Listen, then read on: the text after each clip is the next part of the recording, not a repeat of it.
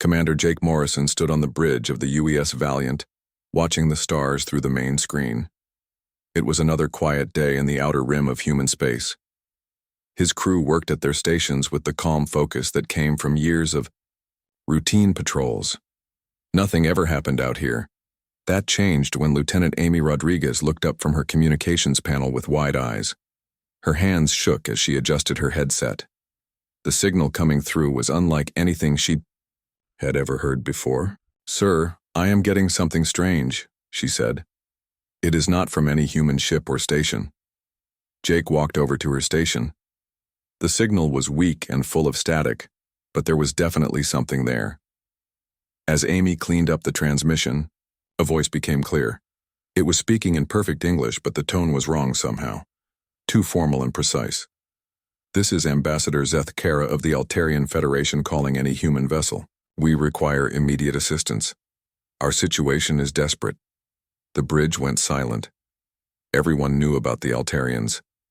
They were part of the Galactic Council, a group of alien races that controlled most of the known galaxy.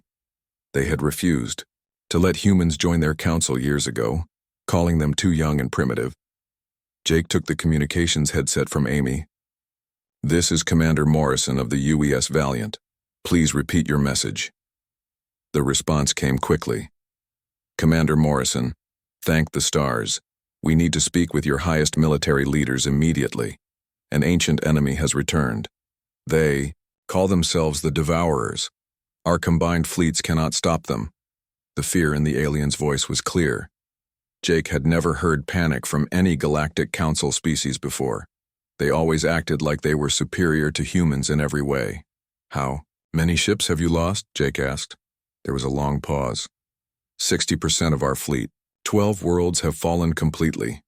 Billions are dead. These creatures consume everything they touch. They turn matter into more of themselves. We have tried every weapon, every strategy. Nothing works. Jake felt cold sweat on his forehead. If the Galactic Council with all their advanced technology could not fight these Devourers, what could humanity do?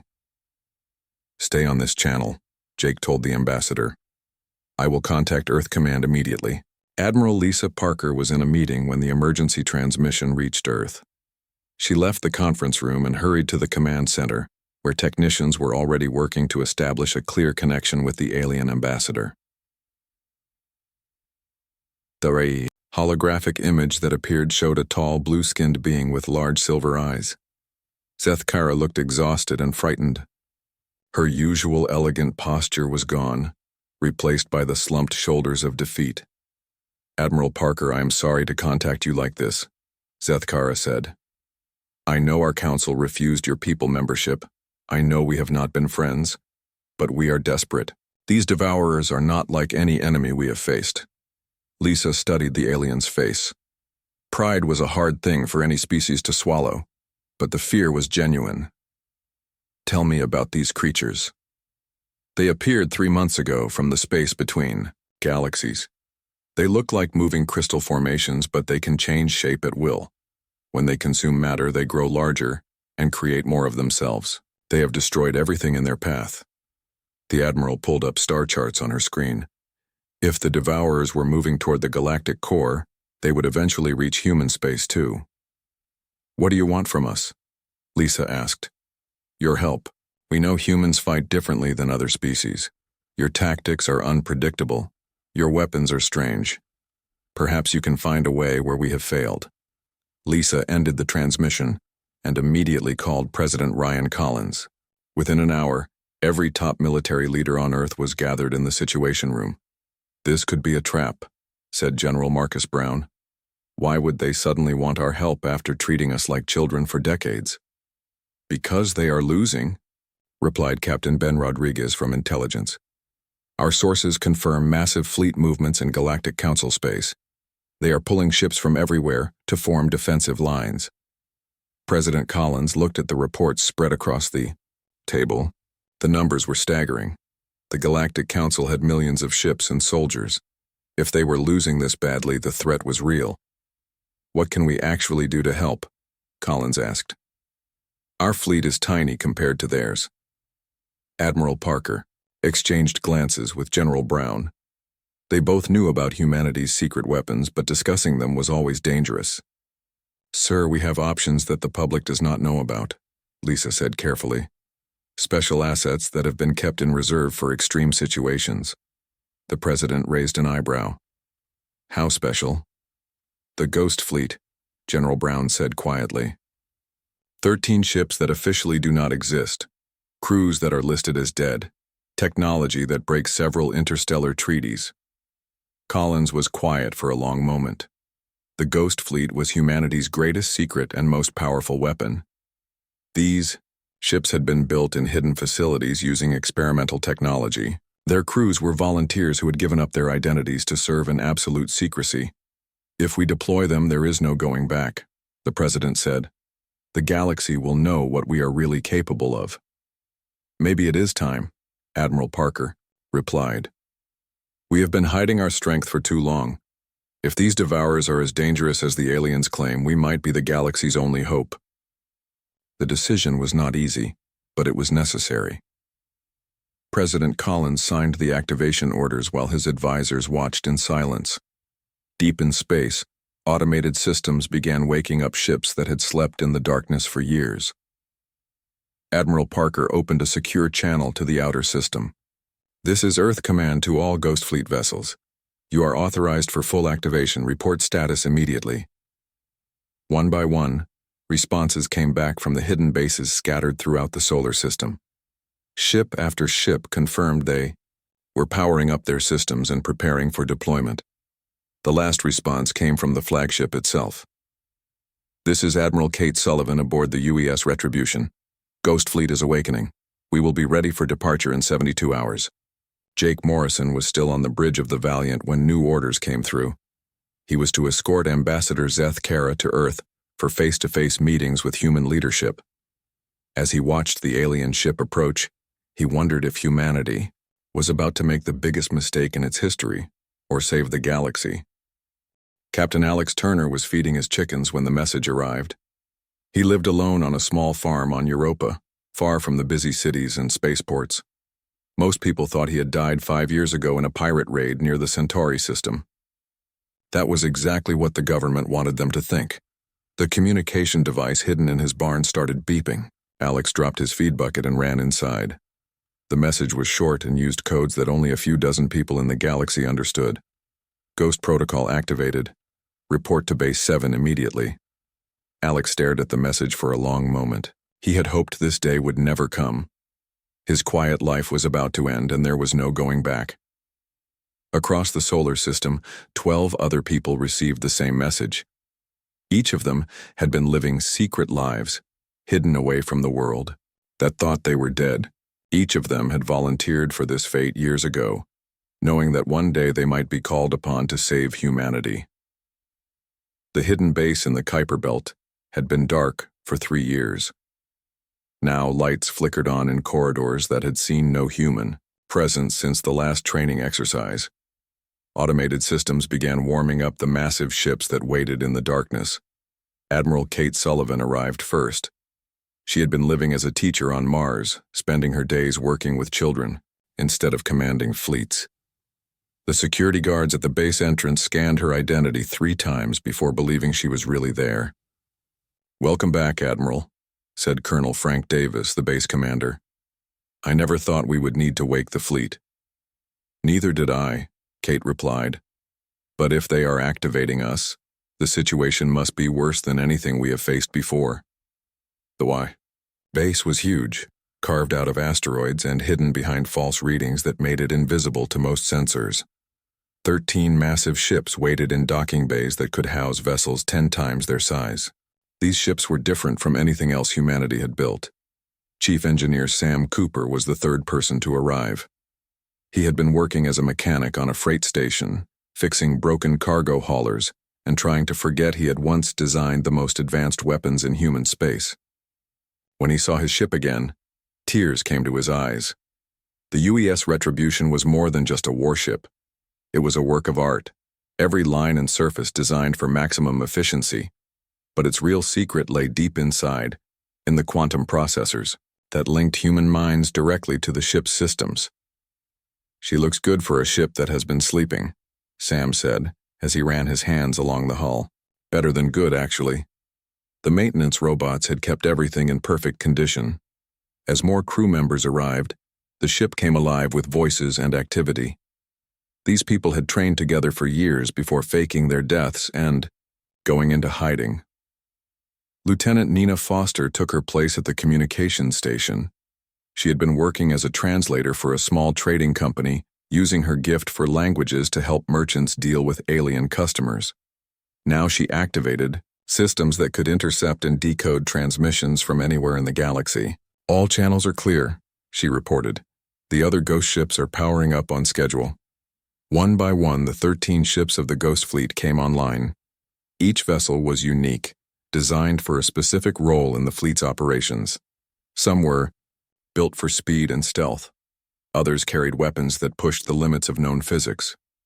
Captain Danny Wright commanded the UES Shadowhawk, a ship that could become nearly invisible to sensors.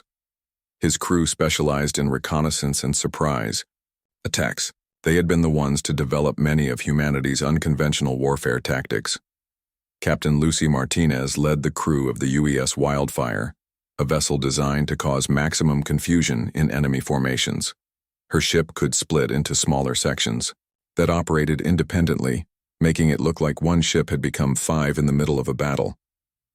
Dr. Eric Hayes reported to the medical bay of the Retribution. He had spent years studying alien biology and developing treatments for diseases that did not exist yet. His research into non-human physiology would be crucial in understanding their new enemy. As the crews settled into their stations, Admiral Sullivan called a meeting of all ship captains. The holographic conference room filled with familiar faces, people who had served together in humanity's darkest hours. "I know you all have questions," Kate began. "The truth is, we are facing something new. An enemy called the Devourers has appeared from outside the galaxy. They have defeated the Galactic Council's fleets and are consuming entire star systems." The captains listened in silence as she explained what they knew about the threat. When she finished, Captain Wright spoke. "First, so the aliens who refused to let us join their club are now asking for help," he said with a bitter smile. "How desperate must they be?" "Desperate enough to reveal our existence to the galaxy," Admiral Sullivan replied. "Once we deploy, there will be no more secrets. Everyone will know that humanity has been hiding its true strength." Captain Martinez leaned forward. "What about our families? The lives we built while we were supposed to be dead?" "That is the hardest part," Kate admitted. "We can never go back to those lives. Once this mission begins, we become ghosts permanently. The people we were before today died in that Centauri raid 5 years ago. The weight of that reality settled over the room. These were people who had already sacrificed everything for their duty. Now they were being asked to give up even more. The galaxy needs to see what humans are really capable of," Admiral Sullivan continued. "We have spent decades letting other species think we are weak and primitive. That deception ends now." Chief Engineer Cooper activated the ship's most closely guarded secret. Deep in the Retribution's core, quantum processors began connecting to the neural implants that every crew member carried. The boundary between human thought and machine calculation started to blur. "All systems are responding perfectly," Sam reported. "The ship is ready for anything." As the Ghost Fleet prepared to leave their hidden base, each crew member faced the reality of their situation. They were about to reveal themselves to a galaxy that thought they were dead, to fight an enemy that had already proven unbeatable, but they were not afraid. They had trained for this moment their entire adult lives. They carried weapons and knowledge that no other species possessed. Most importantly, they understood something that the rest of the galaxy had forgotten. Sometimes the best way to win was to fight like you had nothing left to lose. The Ghost Fleet arrived at the Nexus system 3 days after leaving their hidden base. What they found there shocked even the experienced veterans who commanded the human ships. The Altarian fleet that waited for them was a shadow of its former self. Only 30 ships remained from what had once been a force of over 200 vessels. Many of the surviving ships showed battle damage, their hulls scarred by weapons that seemed to have eaten through metal and composite materials. Admiral Veltar of the Altarian fleet contacted the human ships as soon as they dropped out of hyperspace. His image appeared on the main screen of the UES Retribution, and Admiral Sullivan could see the exhaustion in his large silver eyes. "I am Admiral Veltar," he said with formal politeness that barely hid his skepticism. "We are grateful that humanity has responded to our request for aid. However, I must ask where the rest of your fleet is located." "This is our fleet," Admiral Sullivan replied calmly. 13 ships and approximately 4,000 personnel. Veltar's expression changed from politeness to barely controlled panic. 13 ships? Admiral, we are facing an enemy that destroyed over 3,000 vessels in the first week of their assault. How can 13 human ships make any difference? You would be surprised what humans can do when properly motivated, Kate said. May I suggest we begin with a joint reconnaissance mission? My people need to see these devourers for themselves. The Altarian admiral agreed, though his doubt was obvious. He assigned 3 of his fastest ships to accompany Captain Danny Wright and the UES Shadowhawk on a scouting run to the edge of devourer-controlled space. What they found there defied every tactical manual ever written. The asteroid belt that had once marked the outer boundary of the Nexus system was gone. In its place was a massive construction that stretched for millions of kilometers. Crystalline structures grew like living coral, pulsing with energy that seemed to flow like blood through transparent veins. "What are we looking at?" asked Lieutenant Tom Baker from the Shadowhawk's sensor station. Captain Wright studied the readings carefully. The energy signatures were unlike anything in their databases, but there was a pattern to them. The structures were not random. They were organized, purposeful. "It is a factory," he said finally. "They are converting matter into something else, something alive." As they watched, chunks of asteroids were pulled into the crystalline mass. Within minutes, new structures began growing from the consumed rock and metal. The growth was visible to the naked eye, spreading outward like an infection. "Captain, I am detecting movement," reported Ensign Carol Lewis from Tactical. "Multiple contacts approaching our position. The devourers that emerged from their construction were beautiful and terrible. They moved through space like living glass, sculptures, their forms shifting and changing as they flew. Some looked like geometric flowers made of crystal. Others resembled jellyfish with trailing tentacles of pure energy. The Altarian ships immediately opened fire with their energy weapons. The beams struck the leading devourers directly, and for a moment it seemed like the attack was working. Then the creatures began to change. The energy from the Altarian weapons was absorbed into the crystalline bodies of the devourers. They grew larger and brighter, using the power of the attack to fuel their own systems. What had been 6 creatures became 12, then 24. "Fall back," Captain Wright ordered.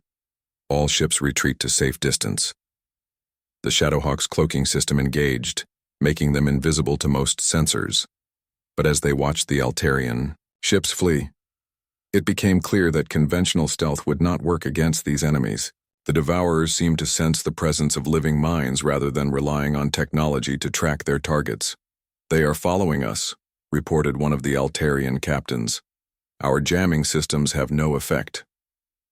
Captain Wright made a decision that would have been impossible for any other species to understand. Instead of continuing to retreat, he ordered his ship to charge directly at the pursuing devourers. "Sir, that is suicide," his tactical officer protested. "No, it is psychology," Wright replied. "These things think like a collective. They expect logical behavior. Let us show them something completely illogical." The Shadowhawk dropped its cloak and accelerated toward the enemy formation. At the last possible moment, Wright ordered the ship to spin in a wild spiral while firing mining lasers in random directions. The attack made no tactical sense whatsoever. The effect on the devourers was immediate and startling. Their perfect formation broke apart as individual creatures tried to analyze the seemingly insane human behavior. In the moment of confusion, the Altarian ships escaped. "Remarkable," Admiral Veltar said when the scouting ships returned. "How did you know that would work?" "We did not," Captain Wright admitted. "But humans are very good at being unpredictable. These creatures think as a group mind. They expect their enemies to act logically. When we do something completely random, they have trouble processing it.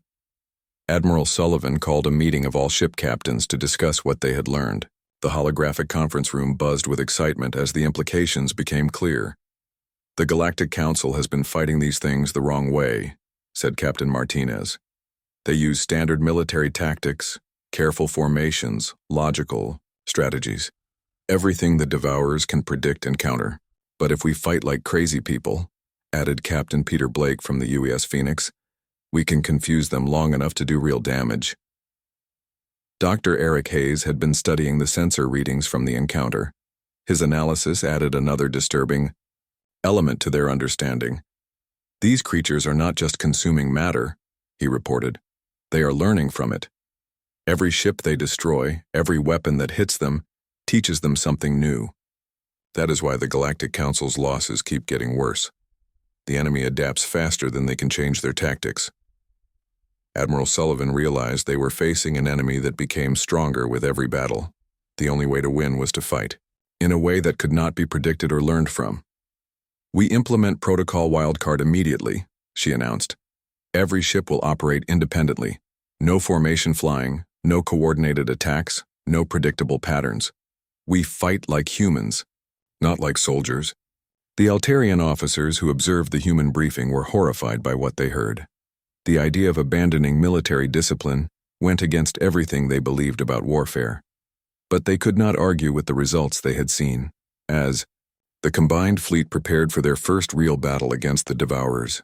Admiral Veltar sent a private message to Admiral Sullivan. "I do not understand your methods," he admitted, "but you have shown me something I had forgotten. Sometimes the best strategy is to have no strategy at all." Kate smiled as she read the message. The galaxy was about to learn what humans had always known. When facing impossible odds, the craziest plan was often the only one that worked. News of humanity's strange victory at the Nexus system spread through the galaxy faster than anyone expected. For the first time in months, the Galactic Council's emergency broadcasts carried something other than defeat and retreat.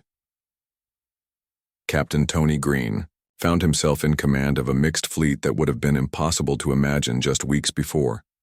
His flagship, the UES Wildcard, was surrounded by vessels from 12 different species. Altarian cruisers flew alongside Centauran frigates and vegan destroyers, all learning to fight the way humans did. The training sessions were chaos by any normal military standard. Ships would break formation without warning, fire at empty space, or suddenly reverse course in the middle of an attack. The alien crews struggled to understand the purpose behind such seemingly insane behavior. "You are asking us to abandon millions of years of military evolution," complained Commander Torvak of the Centauran vessel Brightblade. "How can random actions defeat an organized enemy?" Captain Green smiled as he watched the latest exercise. On his tactical display, 3 human ships had just convinced a formation of Devourers to chase them in circles for 10 minutes, while other vessels attacked from unexpected angles. "Because your millions of years of military evolution taught you to be predictable," Tony explained. "You fight the way your enemies expect you to fight. We fight the way nobody expects us to fight." The breakthrough came during the battle for Kepler Station, a massive research facility that orbited a dying star. The Devourers had surrounded the station with their largest construction yet, a moon-sized mass of crystalline growth that pulsed with terrible energy. Admiral Sullivan made a decision that shocked every military expert in the galaxy. She ordered all 13 ghost ships to link their artificial intelligence systems together, creating a single networked mind that spanned the entire fleet. "Sam, are you sure this will work?" she asked Chief Engineer Cooper as he made the final connections. "Honestly, Admiral, I have no idea," Sam admitted. "We have never tried linking this many AI systems before. The processing power will be incredible, but there is no way to predict what kind of consciousness might emerge." The moment the connection was established, everyone on the human ships felt it. Their neural implants suddenly carried the thoughts and sensations of 4,000 other people. But more than that, they could feel the ship's AI systems thinking alongside them, processing information at impossible speeds. The effect on the battle was immediate and devastating. The linked human Fleet moved like a single organism, but one that thought in ways no organic mind could match. Individual ships would suddenly change course based on calculations that took into account variables their captains could not even see. Weapons fire was coordinated across impossible distances with timing measured in microseconds. Captain Mary, Bell commanded a section of the fleet that literally began rewriting the laws of physics in localized areas. Her ships used their linked AI systems to create fields of altered space where energy behaved differently, where matter responded to forces that should not exist. The Devourers tried to adapt, but adaptation required time to process new information. The human fleet was changing its behavior faster than the crystalline creatures could understand it. For the first time since the invasion began, the aliens were winning. Dr. Rachel Ford made her crucial discovery during the height of the battle. Working with xenobiologists from 6 different species, she analyzed the energy patterns of the massive Devourer construction around Kepler Station. "They are not just consuming random matter," she announced over the fleet communications network. "They are searching for something specific. The way they organize their constructions, the direction of their energy flows, it all points toward the galactic core." Admiral Sullivan processed this information through the networked AI systems in seconds. The conclusion was terrifying and clear. "They are looking for the heart of creation," she said, "the ancient device that the first civilization used to seed life throughout the galaxy." Every alien captain in the combined fleet fell silent. The heart of creation was more than just a legend. It was the source of all life in their galaxy, a device so powerful that the civilization that built it had hidden it away before destroying themselves rather than risk its misuse. "If the Devourers find it," whispered Ambassador Zethkara from her command ship, "they will be able to consume the entire galaxy in a matter of hours." The battle for Kepler Station became more than just another engagement. It became a race to prevent galactic extinction. The human fleet used their linked consciousness to coordinate attacks that pushed the boundaries of possibility. Captain Peter Blake made the decision that turned the tide permanently. His ship, the UES Phoenix, was badly damaged and surrounded by Devourer creatures that were adapting to every weapon he fired. Instead of retreating, he did something that no military manual had ever suggested. He surrendered. The Phoenix stopped, firing, and broadcast a simple message: "We give up. You have won." The Devourers, programmed to consume resistance, had no protocols for dealing with surrender. They paused, trying to process this unexpected behavior. In that moment of confusion, Peter activated his ship's self-destruct system. The explosion was not just physical. The Phoenix's AI system had been linked to the fleet network, and when it died, it sent a pulse of pure human emotion through the connection directly into the Devourer hive mind. For the first time in their existence, the crystalline creatures experienced fear. The effect rippled through their entire collective consciousness. Devourers across the galaxy suddenly hesitated in their attacks. Their perfect coordination faltered as individual units tried to process an emotion they had never felt before. "My God," whispered Dr. Ford as she watched the readings. "We just taught them to be afraid of dying. They never had that concept before." The psychological impact was devastating. The Devourers began to retreat from battles they could have won. Their constructions became more defensive, less aggressive. The unstoppable wave of destruction that had terrorized the galaxy suddenly became cautious and uncertain. But Admiral Sullivan knew this was only the beginning. Through the fleet's linked consciousness, she could feel the Devourers adapting to their new emotion. They were learning to use fear as a weapon, turning their terror into rage. "They are going to come back stronger," she announced to the combined fleet. "And when they do, they will be looking for revenge." Captain Green received new orders as his mixed fleet prepared for the next phase of the war. They were to begin training every military unit in the galaxy to fight using human tactics. The age of predictable warfare was over. As he watched alien crews practicing impossible maneuvers and random attack patterns, Tony realized that humanity had done more than just save the galaxy. They had changed it forever. The question now was whether that change would be enough to survive what was coming next. The final battle began at the galactic core, where ancient stars burned with the light of creation itself.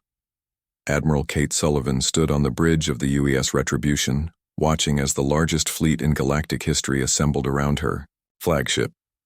3,000 ships from 47 different species had answered humanity's call.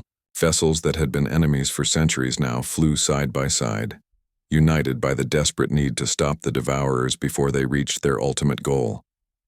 The heart of creation hung in space before them, a structure so ancient and massive that it defied easy description. It looked like a flower made of pure energy, its petals spreading across light years of space. Each petal contained the genetic code for millions of species, the template from which all life in the galaxy had grown. The Devourers had built their largest construction around it, a crystalline web that pulsed with stolen energy. They had been feeding on the outer edges of the heart for days, growing stronger with each moment that passed. "Admiral, we are detecting massive power buildup in the enemy construct," reported Lieutenant Nina Foster. "Whatever they are planning, it will happen soon." Kate activated the fleet-wide communication system that linked every human ship and their AI networks. The sensation of 4,000 minds thinking as one filled her consciousness. But this time, it was different. The alien crews were there too, their thoughts adding new patterns to the collective awareness. "All ships, this is Admiral Sullivan," she broadcast. "Today we fight not just for our own species, but for every form of life that has ever existed in this galaxy. The enemy wants to consume our future. We are here to give them indigestion." The battle began with the most chaotic assault in military history. Human ships broke into small groups and attacked from impossible angles.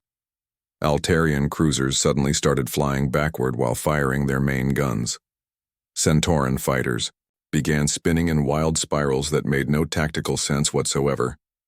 The Devourers tried to adapt, but the sheer variety of insane behaviors overwhelmed their collective processing power. Every time they developed a response to one type of crazy tactic, 3 more species would try something even more ridiculous. Captain Mary Bell commanded a section of the fleet that had discovered something amazing during their training exercises. When ships with different AI systems linked together, they could create localized distortions in spacetime itself. Physics became a suggestion rather than a law. Her formation included vessels from 8 different species, their computers working together to bend reality around them. Energy weapons suddenly fired backward through time. Ships appeared in multiple locations simultaneously. Gravity flowed uphill, and light moved in spirals. "This is impossible," said Commander Veltok of the Andromedan Science Corps as he watched, his sensors readings. "We are violating fundamental laws of physics. Laws are made to be broken." Captain Bell replied cheerfully as her ship turned inside out and continued fighting normally. "Reality is much more flexible than most people think." The breakthrough came when Dr. Rachel Ford made a connection that changed everything. Working with the combined consciousness of the fleet's AI systems, she realized that the Devourers were not actually trying to destroy the heart of creation. "They are trying to reverse it," she announced. "The heart creates life by spreading complexity throughout the galaxy. The Devourers want to use it to spread simplicity instead. They want to turn everything back into basic matter." The implications were staggering.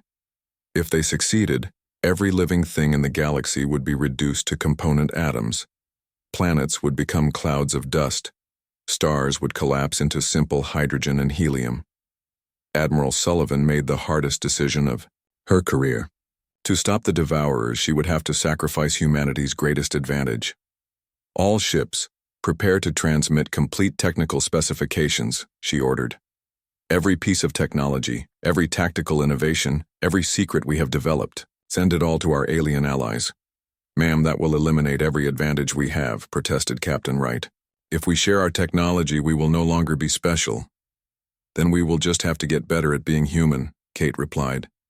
"Nina, open all channels, full broadcast to every ship in the galaxy."